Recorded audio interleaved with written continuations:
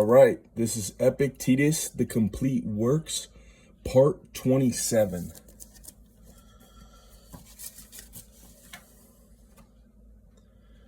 Never praise or blame anyone for things that may be either good or bad, and never ascribe either skill or lack of skill to anyone. Then you'll be unattainted by either over-hasty judgments or malice. He's bathing hurriedly. Does that mean he's doing it wrong? Not at all. What's he doing? Bathing hurriedly. Until you know on what kind of judgment a given action is based, refrain from either praising or criticizing it.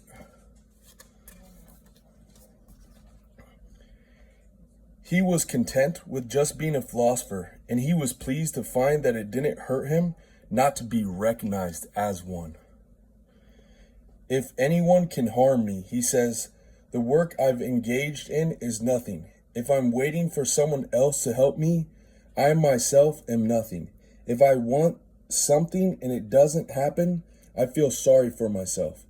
This was the great arena where he issued a challenge to all and sundry, and I don't think he ever yielded first place to anyone in, what do you think, proclaiming and asserting, I'm such and such kind of person? Hardly, but in simply being that kind of person.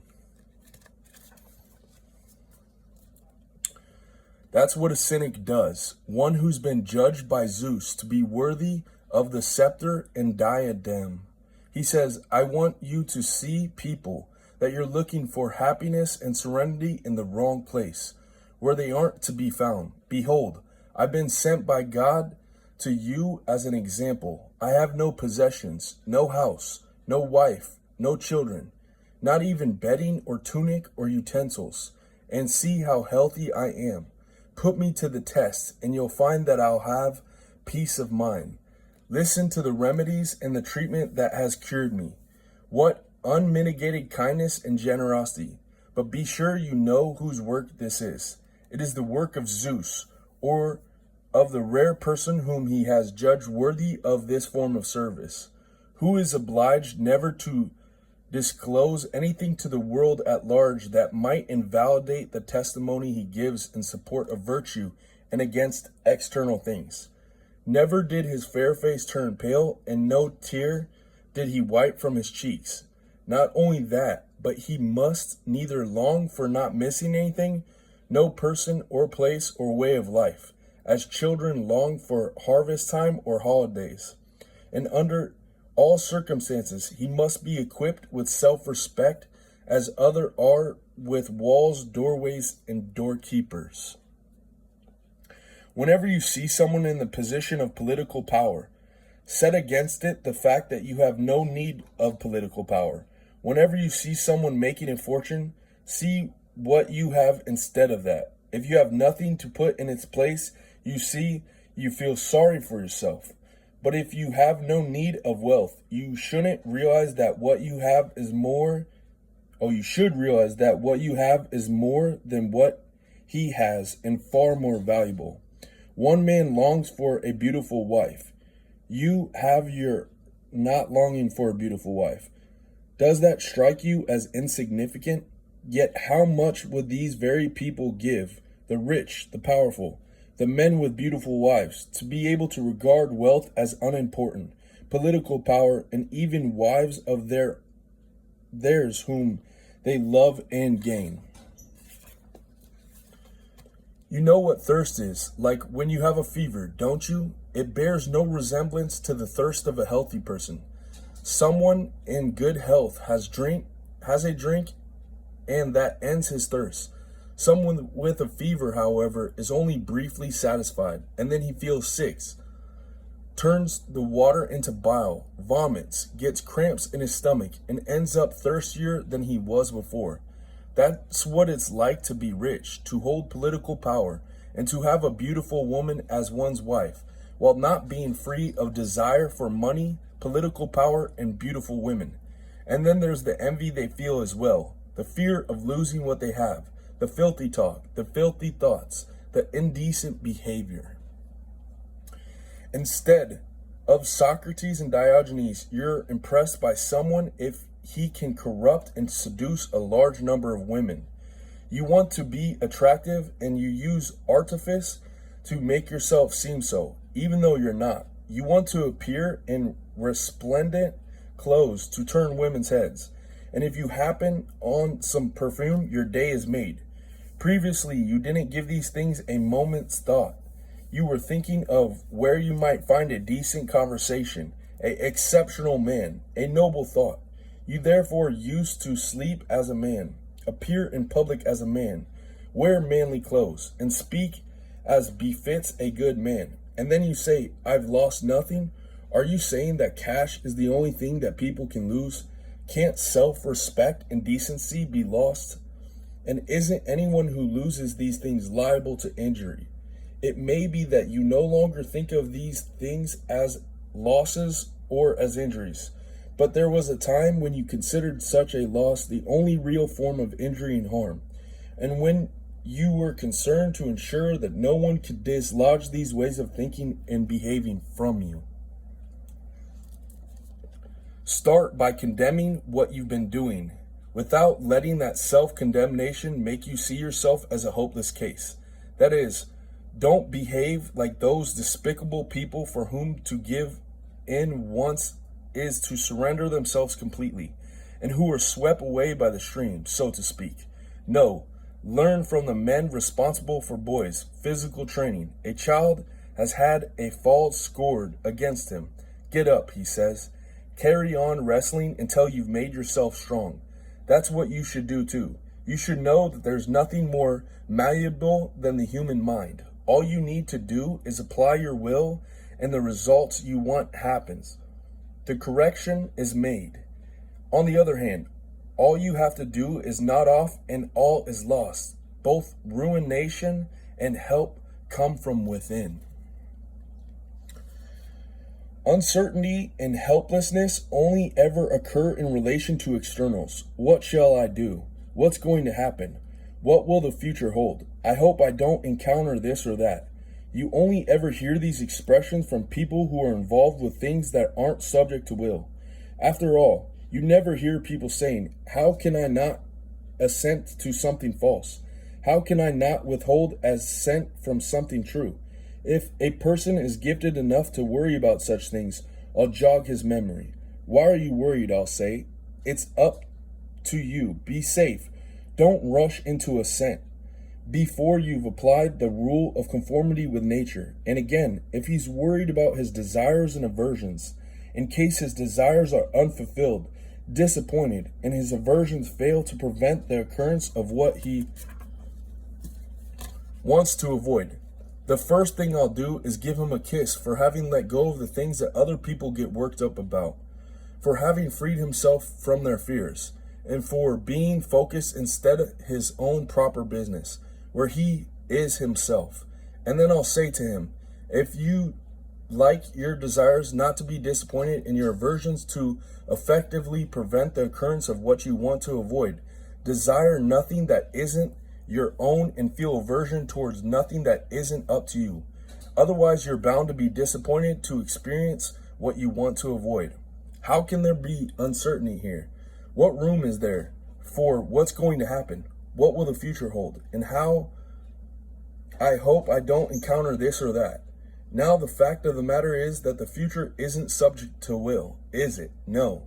And goodness and badness essentially belong to the classes of things that are subject to will, don't they? Yes. So whatever the future holds, you're able to make use of it in accordance with nature, aren't you? No one can stop you doing so, can they? No. So don't say what's going to happen. Whatever happens, you'll make good use of it, and the outcome will be a blessing for you.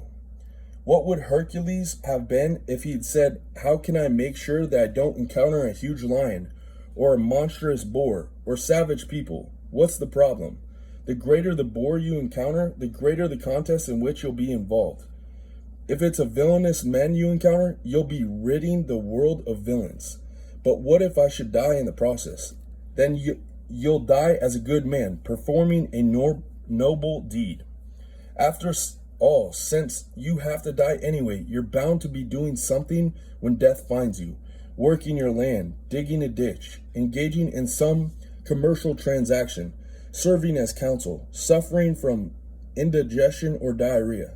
So what do you want to be doing when your death arrives? Speak for myself. I'd like to be doing something that's proper to a human being, something benevolent, something that contributes to the common good, something honorable. And if I can't be doing something that's important when death finds me, I'd like to at least be doing something that can't be impeded by others, something that hasn't given me to do improving myself. Working on the faculty that makes use of impressions, striving for equanimity, giving my social relationships their due. And if I'm so fortunate, applying myself to the third domain, the one that has to do with unassailability of judgment.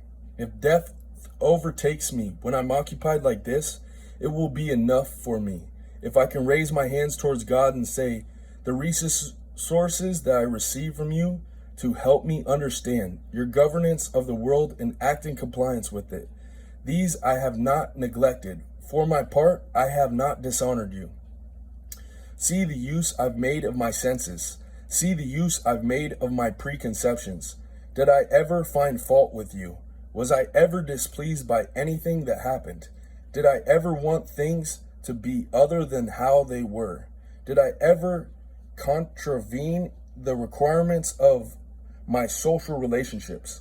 I am grateful to you for having brought me into the world and for the gifts you gave me. The amount of time I had to make use of them is enough for me. Now take them back again and assign me to whatever new post you see fit, for they are all yours.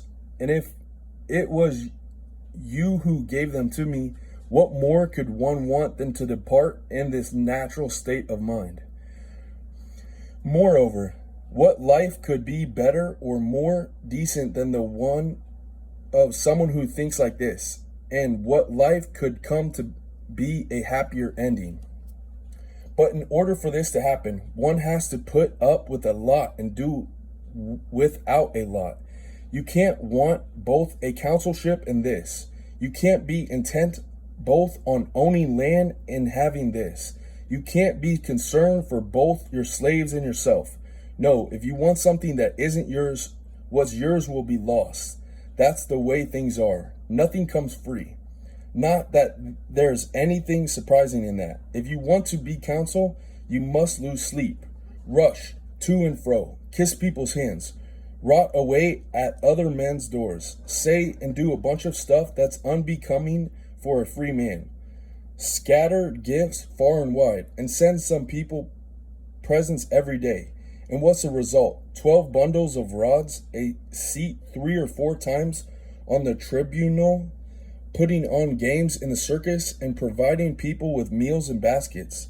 If there's anything more to it than that, I'd be glad for someone to explain it to me. So when it's a matter of acquiring equanimity and serenity, of sleeping when you're asleep and being awake when you're awake, or having no fears or worries, do you expect to get it all for free and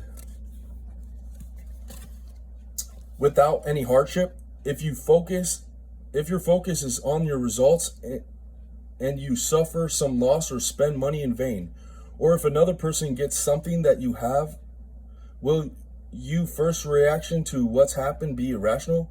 Won't you offset the value of what you've gaining against the value of what you've lost? Do you expect to get things of such importance for nothing? That's impossible.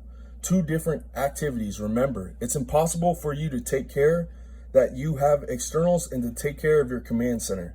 If you want the former, forget about the latter. Otherwise, you'll have neither one nor the other, because you'll be pulled in 2 directions. So if you want the latter, you must give up the former.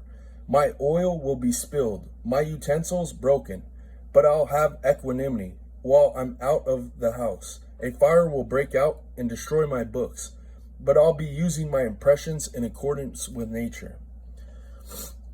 But I'll have nothing to eat. Well, if I'm that badly off, death is my haven. Death is my haven and place of refuge for everyone and everything. That's why none of our experience in life is unbearable. You can leave wherever you want and no longer be troubled by smoke. So why worry? Why stay awake at night?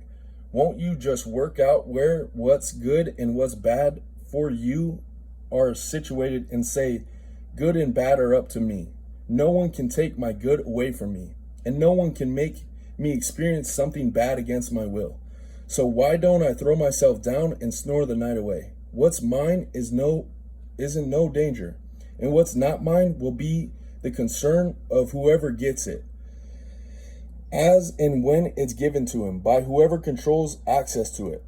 Who am I to wish that things that aren't mine should be like this or like that? It's not my right to choose, is it? No one has made me their director, have they? I'm content with the things that are in my power.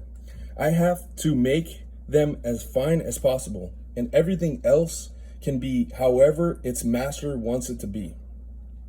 Does anyone who's aware of all of this lie awake at night, tossing and turning? What does he want? What is he missing? There's like 3 different names. I mean, was there ever a time when he thought any of his loved ones immortal?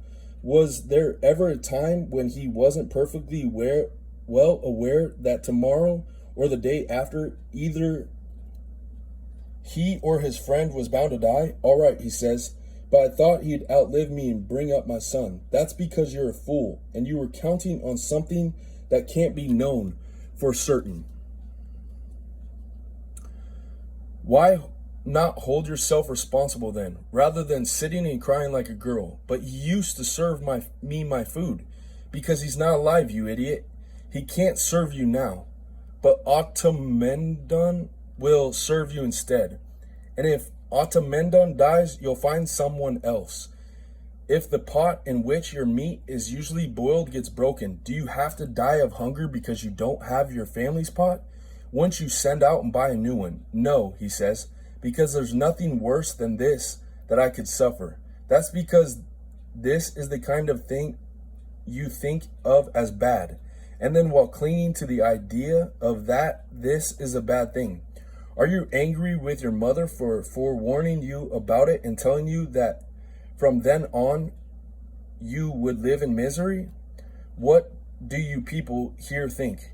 Didn't Homer deliberately compose this episode to enable us to see the highest birth, great strength, great wealth, and exceptional goods? Looks aren't enough to stop people being miserable and utterly wretched as long as they lack the right judgments. All right, that's my longest video yet. That's a good stopping point.